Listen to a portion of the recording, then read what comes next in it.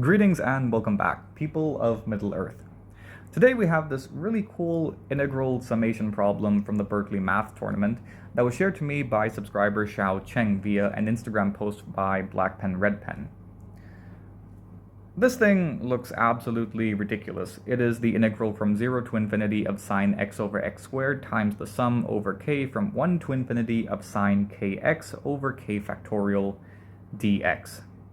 Now, a couple of approaches come to mind. One could be, well, we could take this inside the summation operator since it's independent of the index variable k, then make use of those product to sum formulae for trigonometry. Another approach would be to explicitly evaluate this infinite series, and I believe I have made a video on this before. This evaluates quite beautifully to a function of x that involves exponentials and trig functions. It's quite beautiful indeed.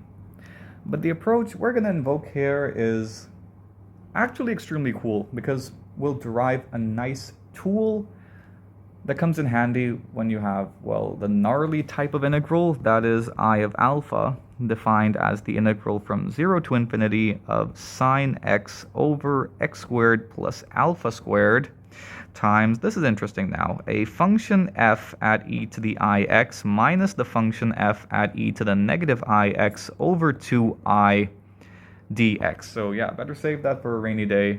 This looks extremely cool, and of course for the integral in question, we'll be interested in the limiting case of alpha going to 0 from the right. Speaking of alpha here is a positive real number. So we'll first prove a generalized result, and then I'll show you how that applies to the integral in question that actually involves an infinite series within it. So a word on the function. The function f here is actually the complex valued function f of z that should be analytic on the unit circle. So it's analytic on z equal to e to the ix. Okay, cool. And because it's analytic, that means we can expand it as a Maclaurin series. So that means f of z can be expanded as the sum over k from 0 to infinity of f order k derivative at 0 over k factorial times z to the k. So that means f of e to the ix equals the sum over k from 0 to infinity of f order k derivative at 0 over k factorial times e to the ix to the k means we have e to the ikx. And by the same token, we have f of e to the negative ikx equal to the sum, the sum over k from 0 to infinity of f order k derivative at 0 over k factorial times e to the negative ikx. Now, because of the expression we have in our integrand, we're interested in f of e to the ix minus f of e to the negative ix over 2I, and that means we can combine the like terms here and get this really nice sum over k from 0 to infinity of f order k derivative at 0 over k factorial. This thing is factored out, and we're left with e to the ikx minus e to the negative ikx over 2I. Now this is pretty cool because we know from complex analysis that this thing is just the sine function. Specifically, it's sine kx. And because our series starts at k equal to 0, and we have sine kx, so we have sine 0 equal to 0 as the first term, we'll just skip that and write this as the sum over the positive integers k of f order k derivative at 0 over k factorial times sine kx. Okay, cool. Now the target integral, rather the integral function I of alpha, was defined as the integral from 0 to infinity of sine x over x squared plus alpha squared times this exact term, which we now have as an infinite series.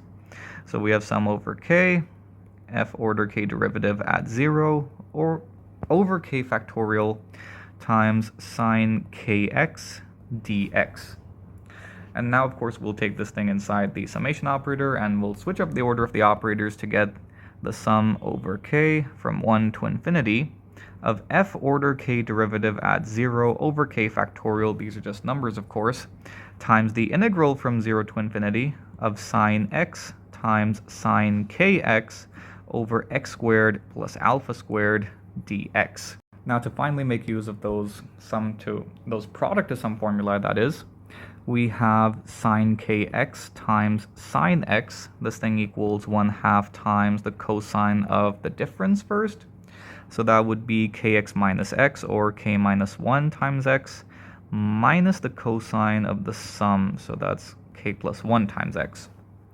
So the integral from 0 to infinity of sine kx times sine x over x squared plus alpha squared dx equals 1/2 times the integral from 0 to infinity of cosine k minus 1x over x squared plus alpha squared minus another integral, minus half another integral, that is, integral 0 to infinity, terribly sorry about that, of cosine k plus 1x over x squared plus alpha squared.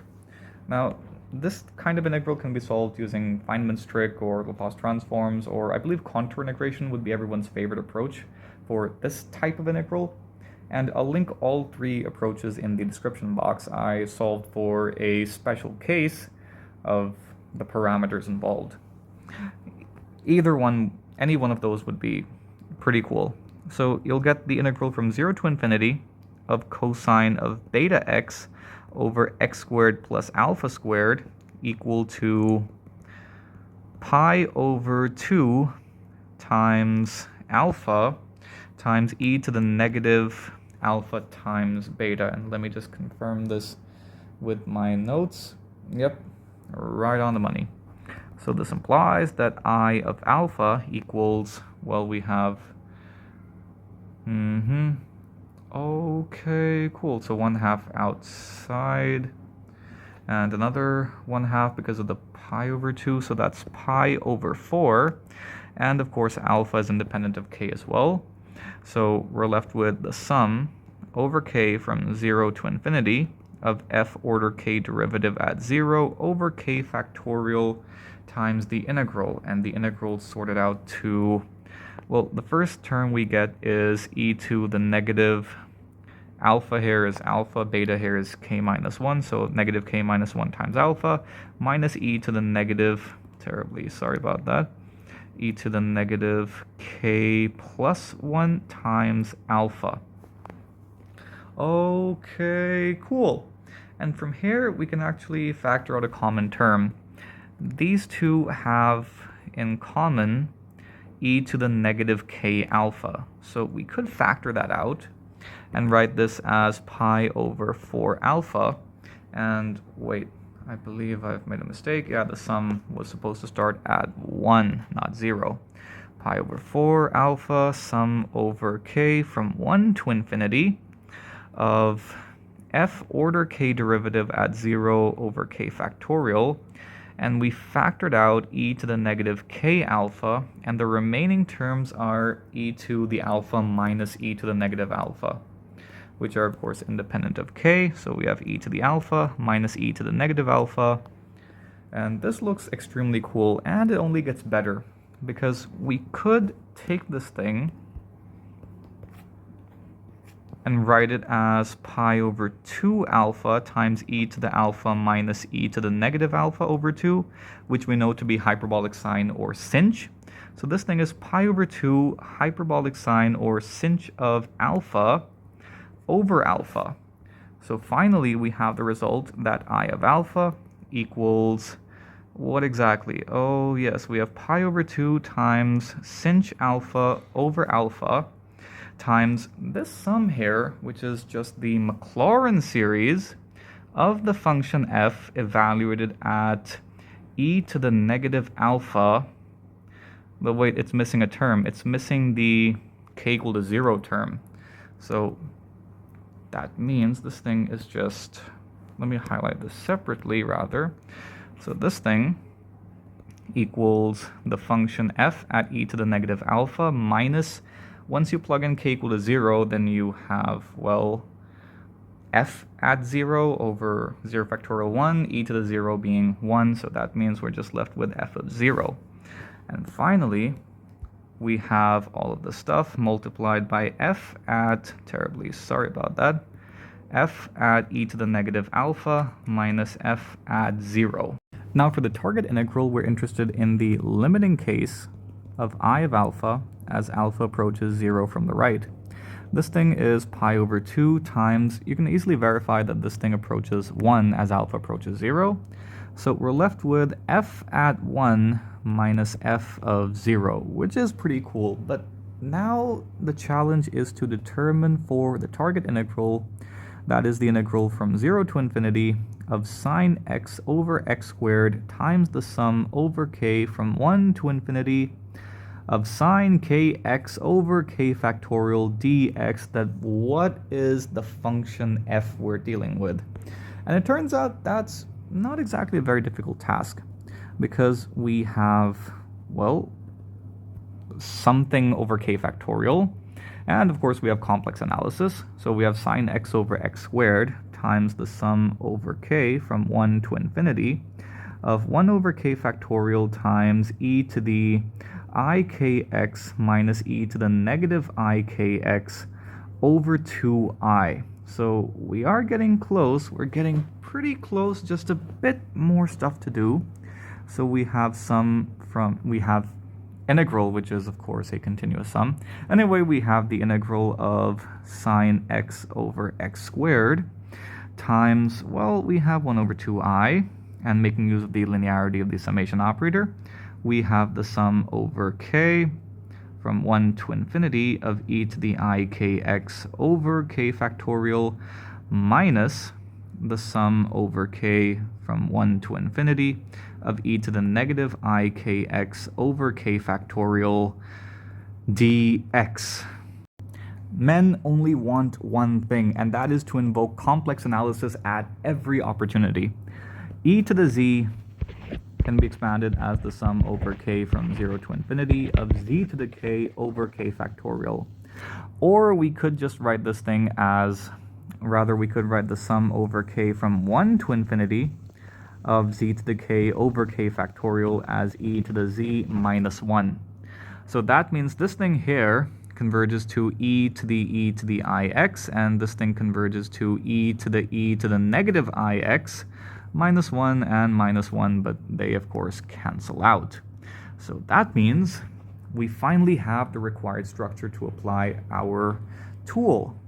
So this thing sorts out to the integral from 0 to infinity of sine x, terribly sorry about that, sine x over x squared times e to the ix, that looked absolutely horrible, minus e to the negative ix over 2I dx, which means that our function f of x, or f of z, whatever, is in fact, well, e to dx.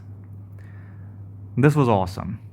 So that means we know that our integral evaluates out to pi over 2 times f at 0, so that's e to the 0, no wait, it's f at 1 minus f at 0, so that's e minus 1, which is an absolutely gorgeous result, worthy of liking, subscribing, and sharing, and commenting at how beautiful this thing is and how awesome the solution development and the proof was. I hope you enjoyed the video. Be sure to like and subscribe. Thank you. See you next time.